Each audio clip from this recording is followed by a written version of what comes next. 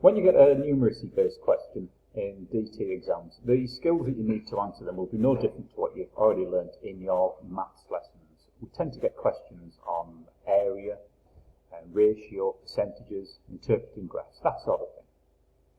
Now, I'm going to show you an example of a question here, which is actually an A-level question.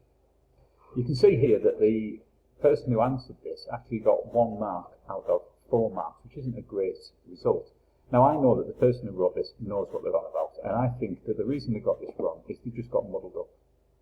Now, when I look at the question, what they're asking for here is to work out the percentage of waste from this piece of material. So they need to work out the area. And I can see that they've been looking at the measurements here, and they've taken the 33 millimetres and the 57 here, and they've started using that to work out the area. Now, whoever's marked this has found it difficult to mark, I think, and difficult to give them any more marks, and I would be in the same boat. Now, I am not a maths teacher. I can do basic maths, but I'm not going to pretend that I can do anything too highfalutin like you might do in your maths lessons.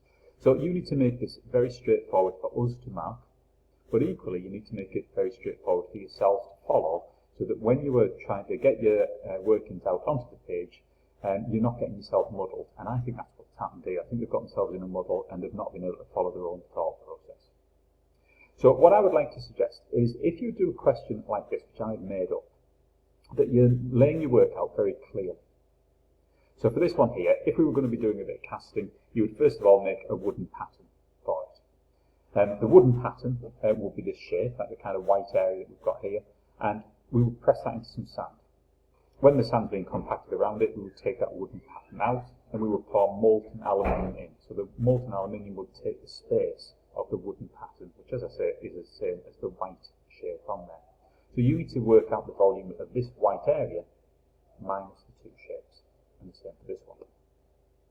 Now, to do this, there's my calculations. I'm not going to read through it in any detail.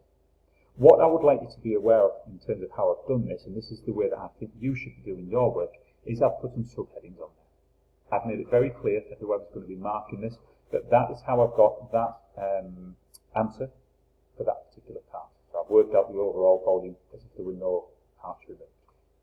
I've then worked out the 2 parts here which are being removed, and I've subtracted those down at the bottom there. I've kept my units in there, I've put the subheadings on, and I've kept it clear with all my equal signs under one another, so it's very, very logically laid out. When I go on to the next question, I've done exactly the same. With this one here, you'll notice that we've got the formula for working out the area of a circle and multiplying it by the distance, the depth. We've got the cylinder removed. And I did similar with this one here, the triangular prism. It doesn't matter which formula you use, as long as the answer is correct. Now, I've put my answer down the bottom there. Even if I'd have got muddled up and stressed in the exam because of time pressures and got that wrong, as long as these are correct, I would still come up with the 3 of the 4 marks. So do make sure you do that. So, like I say, you're not going to come out with a low mark if you do get stressed at the end.